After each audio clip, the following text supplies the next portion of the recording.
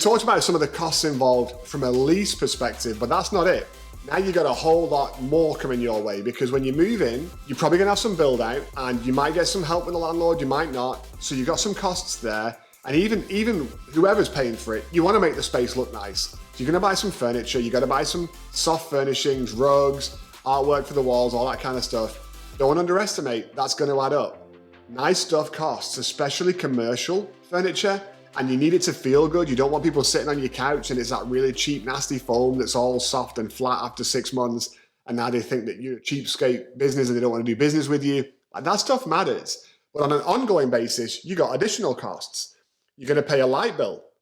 So that energy is gonna come at you. If you're in Texas like we are, that can get a little scary in the summertime because we like our air conditioning and we wanna keep it cool. You're also possibly gonna have to maintain the AC, depending on who's responsible for the units and that kind of stuff. You're gonna have a gas bill. You wanna stay warm in winter, right? So unless you're getting a building that's including some of these things as part of CAM, these are gonna be additional costs. You're gonna get a water bill. You might get a sewage bill on top of that. And so those are gonna be monthly costs. Then you're gonna have your internet.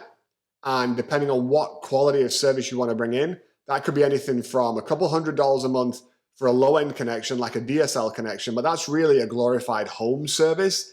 If you want to get business class, like true business, fiber, something like that, you're going to be paying thousands of dollars a month.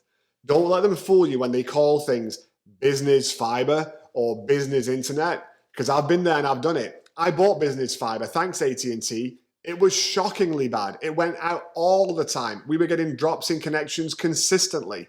It didn't just die. I mean, it held the connection, but we were getting packet loss and packet drops. And if you don't know what that means, then be thankful that you don't. Because as a co-working operator, I got to figure all that out. And I got to pay my tech guys to figure all that out. And I got to buy in high-end gear to figure all that out and make sure the switches are great and the firewall's doing what it's supposed to be doing. And then work with AT&T to figure out where's the break. And it took them literally months to figure out that it was actually on their side and it was a setting in their router that was causing us issues. If you're responsible for all this, who's paying for that staff time dealing with all this? It's not just the bills, but someone's got to pay those bills. It's not just when things go wrong. You got to pay a member of staff to deal with those things when something goes wrong, or you're going to deal with them when something goes wrong. And so you're going to lose time. You're going to have opportunity costs that you've got to bear in mind. You spend 3 hours or 4 hours in a week dealing with an internet outage. Did you lose a deal because of it? Did you not make some phone calls where you could have closed something? That's real money as a business. And the more mature you are as a business owner, when your small business becomes a little bit bigger than small, those are things you're going to start to think of. When you're first starting out, you're probably not. But I would encourage you, before you start thinking about signing 3-5 year leases, add all these costs up, because they really are real and they really do cost, and the time is going to get you and it's going to be an irritant. Last of all, in those kind of costs, don't forget the little stuff. Who's buying the snacks? Who's buying the coffee? Who's buying the coffee filters? Who's buying the toilet paper? Who's buying the paper for the printer? Who's buying the printer? Who's paying for the maintenance on the printer? All that kind of stuff you're going to have to think about. So that's it for costs. You got the lease costs, you got the non-lease costs. Add all that together and now you've got a much better idea about what is this space really going to cost.